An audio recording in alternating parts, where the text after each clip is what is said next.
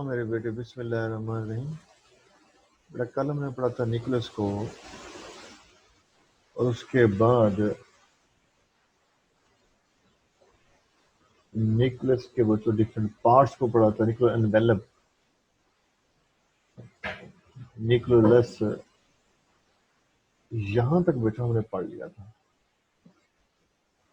तो हमने बड़ा कहा था कि ये एक जो निकोलस है उसके बड़ा 4 पार्ट्स होते हैं।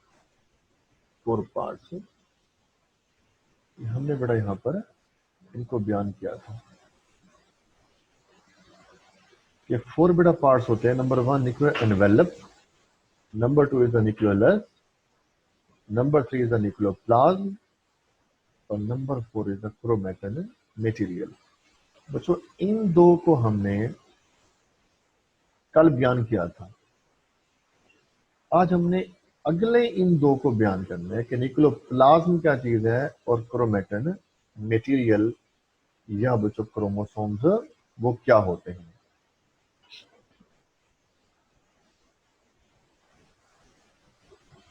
तो आज बड़ा हम पहले पढ़ते हैं कि निकोलोप्लाज्म क्या चीज है। It forms a soluble nuclear SAP. देखिए, न्यूक्लियस का जो हलशुदा हिस्सा है या फ्लूइड लाइक है या लिक्विड की तरह हिस्सा है, उसे हम कहते हैं निकोलोप्लाज्म। इनसाइड द न्यूक्लियस, के न्यूक्लियस के अंदर जो बच्चों थोड़ा बहुत फ्लूइड है या लिक्विड पार्ट है, वो उसका निकोलोप्लाज्म कहलाता है। जैसे बेटा होता है साइटोप्लाज्म। वो साइटोप्लाज्म सेल का प्लाज्मा है, सेल का फ्लूइड है, सेल का लिक्विड है। उस तरह बेटा निकोलोप्लाज्म का मतलब होगा न्यूक्लियस का प्लाज्मा, न्यूक्लियस का फ्लूइड, न्यूक्लियस का लिक्विड। ये होता कहां पर है? अगर बेटा डायग्राम को देखा जाए, डायग्राम आ गई है कि न्यूक्लियस के अंदर एक और एरिया हमने पढ़ा था, न्यूक्लियोलस है। बेटा, न्यूक्लियोलस के अलावा इर्द गिर्द जो सारी जगह बच गई है जिसके अंदर ये क्रोमैटिन मटेरियल बेटा मौजूद है, इससे हम कहते हैं ये है न्यूक्लियोप्लाज्म। के न्यूक्लियस का जो फ्लूइड है या सॉल्युबल सैप है या फ्लूइड है, उसे बेटा कहते हैं न्यूक्लियोप्लाज्म। बेटा, इसके बारे में आपकी बुक में बड़ा एक ही लाइन दी हुई है, ठीक है ना। नेक्स्ट आगे बच्चों क्रोमोसोम्स। ये क्रोमोसोम्स क्या है बेटा? याद करना, क्रोमोसोम्स इसी निक्लोप्लाज्म के अंदर होते हैं। किसके अंदर? निक्लोप्लाज्म के अंदर। इसका बड़ा मतलब है कि याद करना, क्रोमोसोम्स निक्लोप्लाज्म में होते हैं, ना कि निक्लोलस में होते हैं। बच्चों, निक्लोलस में नहीं होते। कहाँ होते हैं? इस निक्लोप्लाज्म के अंदर होते हैं। यहां पर मिलेंगे आपको। जैसे बच्चों धब्बे आपको नजर आ रहे हैं, ये सारे बच्चों क्रोमोसोम्स के गुच्छे पड़े हुए हैं। तो कहते थे nucleus contains the chromatin material. The nucleus contain the chromatin material. बच्चों, क्रोमैटिन मटेरियल को यहां भी लिखता है condense form of chromosomes. Chromosomes का इकट्ठा हो जाना, कंडेंस हो जाना, गुच्छे बन जाना, गाढ़ा हो जाना। कि जब बेटा सेल तकसीम नहीं होता तो क्रोमोसोम्स के गुच्छे बने होते हैं, वो कंडेंस फॉर्म में होते हैं। उसे बेटा कहते हैं क्रोमैटिन मटेरियल। जब सेल की तकसीम स्टार्ट होगी, जब बेटा सेल की डिवीजन स्टार्ट होगी, तो ये धागे, ये क्रोमोसोम्स अलग होना शुरू हो जाएंगे। तो सेल की डिवीजन के दौरान फिर आप उन्हें क्रोमोसोम्स कहते हैं। क्या बेटा हमने कहा कि सेल की डिवीजन के दौरान वो सारे रेशे, वो सारे धागे अलहदा हो जाएंगे, उन्हें कहते हैं क्रोमोसोम्स। ऐसे बड़ा मैं आपसे कहता हूँ कि एक धागों का बेतरतीब उलझा हुआ गुच्छा पड़ा है। वो जो धागों का गुच्छा होगा, समझ लें क्रोमैटिन मटेरियल है। अगर बेटा आप उसमें से ऐसे एक एक धागा बच्चों अलहदा करना शुरू कर दो, वो जो सिंगल थ्रेड होगा, धागा होगा, वो बच्चों क्रोमोसोम्स कहलाएगा। क्रोमोसोम का गुच्छा, क्रोमोसोम का बेतरतीब उलझा हुआ गुच्छा, वो क्रोमेटिन मेटीरियल, क्रोमेटिन नेटवर्क होता है। और अलग-अलग रेशे, वो थ्रेड्स, वो क्रोमोसोम्स कहलाते हैं। उसने बड़ा आपसे कहा, the nucleus contain the chromatin material deeply stained with basic dye. अगर आप न्यूक्लियस के ऊपर बेसिक डाई को डाल दें, या बच्चों सेल के ऊपर बेसिक डाई डालो, बेटा ये बेसिक एसिड बेस से है। और वो बेसिक डाइस क्या हो सकते हैं, जैसे बेटा हम कहते हैं फॉर एग्जांपल क्रिस्टल वायलेट है, या मिथाइलिन, वो जो मिथाइलिन है, मिथाइलिन ब्लू है सोल्यूशन, ये सारे बेसिक डाइस है। तो अगर आपने सेल के ऊपर बेसिक डाई को डाला, तो जहां बच्चों उसका ये क्रोमोसोम्स पड़े होंगे न्यूक्लियस के अंदर, वो जगह ज्यादा शोक हो जानी है, डीपली स्टेन्ड हो जानी है, यानी क्रोमोसोम्स के ऊपर बच्चों कलर चढ़ जाएगा, वो स्टेन्ड हो जाने हैं। तो स्टेन हो सकते हैं क्रोमोसोम, ये कलरफुल हो जाने, शोक हो जाने, ज्यादा डार्क हो जाने, बेसिक डाई की वजह से।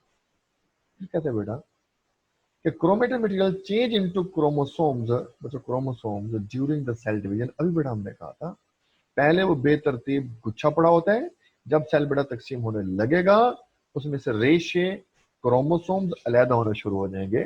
तो सेल की डिवीजन के दौरान फिर आप अलहदा अलहदा रेशों को क्रोमोसोम्स कहते हैं। आगे बड़े बयान करते हैं स्ट्रक्चर ऑफ क्रोमोसोम्स। एक जो क्रोमोसोम होता है made up of the two arms, उसके टू आर्म्स होते हैं। उन आर्म्स को बच्चों हम पढ़ेंगे, कहते हैं क्रोमाटिड्स। क्रोमाटिड्स जैसे बेटा ये डायग्राम में दिखाएगा,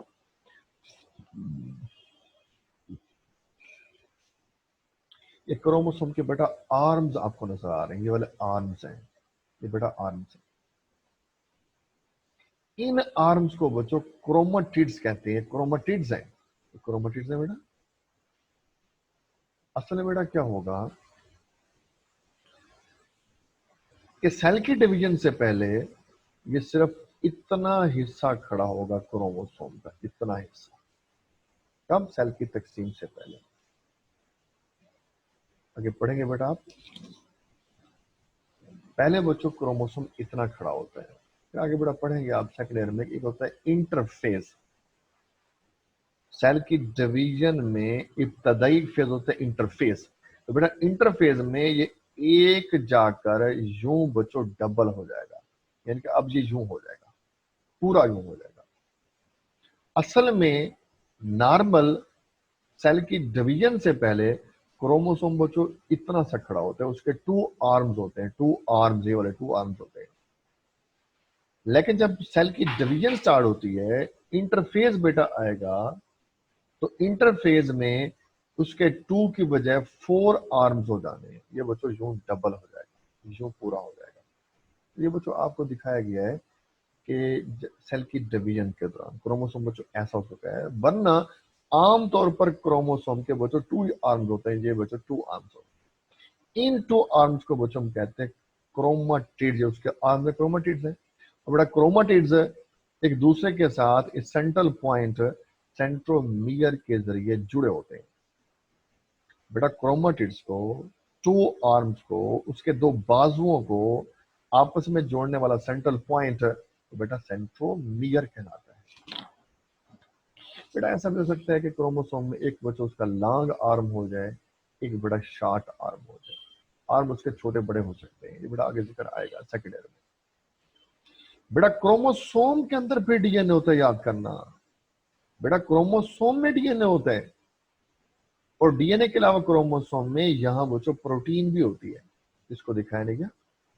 तो बेटा क्रोमोसोम में डीएनए होता है, साथ बच्चों प्रोटीन होती है, बेटा जिक्र करेगा आगे। इसने बेटा आपसे कहा कि made up of two arms, उनका बड़ा नाम क्या? क्रोमाटिड्स, और बेटा साथ सेंट्रोमियर होगा। Chromosome attach with spindle fibre through centromere, यानी कि जब बेटा सेल तकसीम होने लगेगा, तो फिर ये क्रोमोसोम अपने सेंट्रोमियर के जरिए स्पिंडल फाइबर के साथ अटैच होते हैं।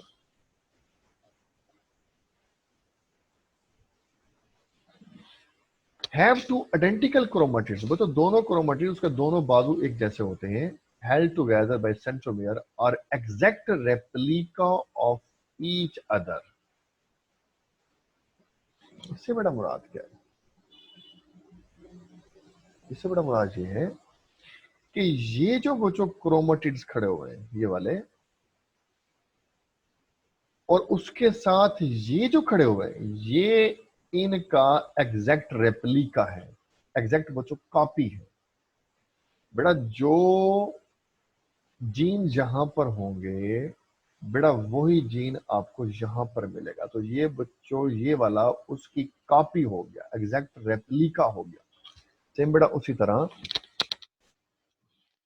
तरह बेटा इसकी कॉपी ये खड़ा हुआ है, तो ये एक दूसरे के एग्जैक्ट रेप्लिका होते हैं। तो उसने बेटा आपसे कहा कि जो क्रोमेटिड्स बेटा होते हैं एक दूसरे के एग्जैक्ट कॉपी होते हैं, एग्जैक्ट रेप्लिका होते हैं। जो जो बेटा जीन यहां पर खड़े होंगे बेटा वही जीन यहां पर होते हैं, दूसरे के एग्जैक्ट रेप्लिका है। Chemically each chromosome is made up of DNA histone protein. मुझे बताया बेटा प्रोटीन कौन सी होगी? हिस्टोन प्रोटीन होगी। बेटा वही बात, बेटा क्रोमोसोम के अंदर डीएनए है, सॉरी बच्चों प्रोटीन है, बेटा प्रोटीन कौन सी होगी? Histone protein. All information are stored in the DNA. बच्चों जितनी हमारी इंफॉर्मेशन है या जो एक सेल की इंफॉर्मेशन है बेटा वो डीएनए के अंदर कोडेड होती है, डीएनए में होती है, in the form of genes होती है। बच्चों जितनी सेल की इंफॉर्मेशन है, जितनी बॉडी की इंफॉर्मेशन है वो सारी सेल में के अंदर डीएनए में होती है। All information are stored in the DNA. और फिर वो इंफॉर्मेशन बच्चों जीन की शक्ल में होती है, वो इंफॉर्मेशन बच्चों जीन की शक्ल में है। और जीन क्या है? The smallest part of the DNA, DNA का सबसे छोटा हिस्सा, which control the specific character, जो कि मखसूस कैरेक्टर कंट्रोल करता है। बेटा डीएनए का सबसे छोटा हिस्सा जीन है, और जीन एक मखसूस किस्म कैरेक्टर कंट्रोल करता है।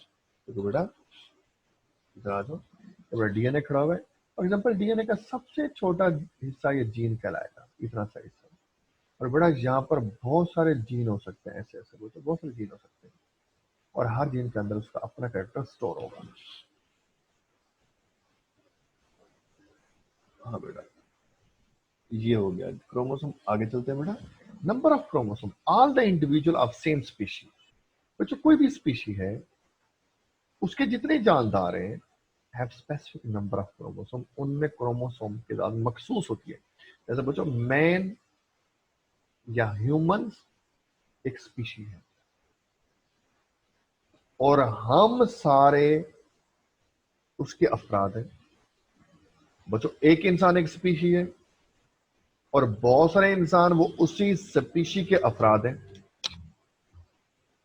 बच्चों एक इंसान एक ह्यूमन एक स्पीशी है, और हम सारे इंसान उस स्पीशी के इंडिविजुअल हैं, अफराद हैं। बच्चों सारे इंसान जो है, तो बच्चों जितने इंसान खड़े हैं उन तमाम में क्रोमोसोम एक जैसे होने हैं। तो बच्चों जो भी स्पीशी आएगी, चाहे बेटा वो फ्रॉग है, वो रोज है, वो कैट है, डॉग है, तो उसके जितने अफराद खड़े होंगे उनमें क्रोमोसोम एक जैसे होते हैं। और ये chromosome remain constant generation after generation.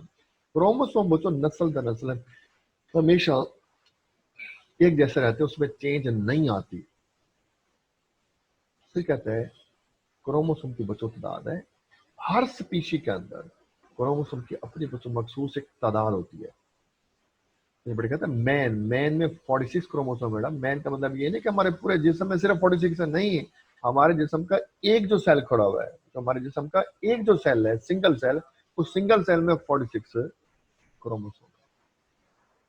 बेटा फ्रॉग में 26 है, चिंपैंजी वो जो गुरीला होता है वो 48 है, बेटा ड्रोसोफिला में 8 है। Drosophila fruit fly. बच्चों अगर आप जाए फ्रूट शॉप के ऊपर, वहां जो काले रंग की मोटी सी मक्खी भिन बनाने नजर आ रही होती है वो ड्रोसोफिला फ्रूट फ्लाई है। बच्चों क्या होती है? ड्रोसोफिला होती है, वो फ्रूट फ्लाई है। उसमें सिर्फ 8 क्रोमोसोम है उसके एक सेल के अंदर। अनियन प्याज है, उसमें 16 है। पोटैटो बच्चों 48 है, और गार्डन पी जो मटर है में 14 क्रोमोसोम है। These are the 2n double number of chromosome. और जो आमतौर पर हमारे जो सोमैटिक सेल है, सोमैटिक सेल कौन से होते हैं? Other than reproductive cells. बेटा सोमैटिक सेल कौन से होते हैं? Other than reproductive cells. जैसे बेटा हमारा वो स्किन का सेल है, बोन का सेल है, हमारी वो आई का सेल है, हार्ट का सेल है, सारे सोमैटिक सेल है। बस वो स्पर्म और एग ना हो, उस स्पर्म और एग के अलावा जिस्म के सारे सेल है वो सोमैटिक सेल कहलाते हैं। बेटा सोमैटिक सेल में क्रोमोसोम हमेशा डबल होते हैं, डिप्लाइड होते हैं, 2n होते हैं।